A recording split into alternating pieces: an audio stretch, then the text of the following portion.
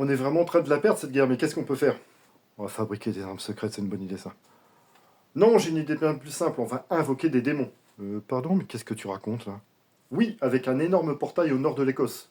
Ouais, c'est ça, bonne idée, n'importe quoi. Comme ça, avec Hordul Jahad, on pourra détruire le monde. Aujourd'hui, retour sur Hellboy version 2004 de Guillermo del Toro. J'ai envie de dire la seule, la vraie, la dernière, j'en ai absolument rien à secouer. Avec Ron Perlman, que j'avais besoin de revoir après le traumatisant Frankenstein.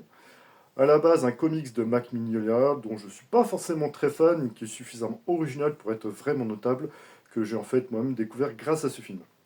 Histoire bon, des nazis, hein, les méchants absolus, alliés hommage Rasputin, qui au nord de l'Écosse invoque des démons grâce à un portail dimensionnel, et où les Américains viennent mettre le bazar pour sauver le monde. Ça me rappelle quelque chose ça, mais je vois pas trop là, je sais pas trop.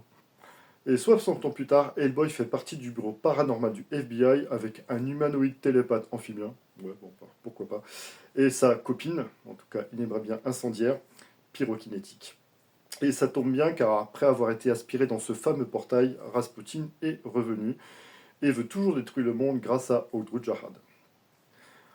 En le revoyant avec des CGI et des effets spéciaux qui ont donc été développés au début des années 2000, on voit vraiment quand même la qualité du film parce que le rendu est quand même supérieur à ce qu'on voit dans Frankenstein. Et donc on se demande quand même où est passé le talent de Guillermo del Toro. Pour moi, depuis au moins La Forme de l'eau, film que je trouve assez convenu au niveau de l'histoire et qui n'est pas sauvé malgré quelques jolis plans.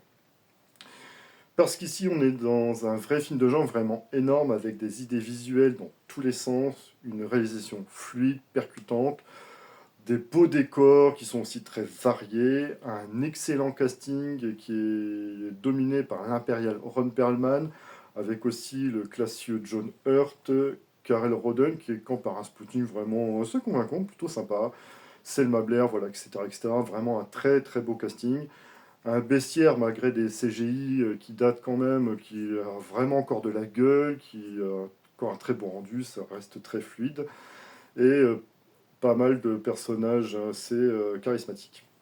Un script où on ne s'ennuie jamais, à la fois léger, fun, dynamique, généreux, spectaculaire, bref, tout ce qu'il faut pour faire un excellent film de genre comme c'est le cas ici. Donc après avoir vraiment bien souffert devant Frankenstein, j'avais besoin de cette piqûre de rappel pour me rappeler un petit peu le talent qu'avait Guillermo del Toro par le passé. Ce serait pas mal qu'il revoie le film pour se faire lui-même une piqûre de rappel.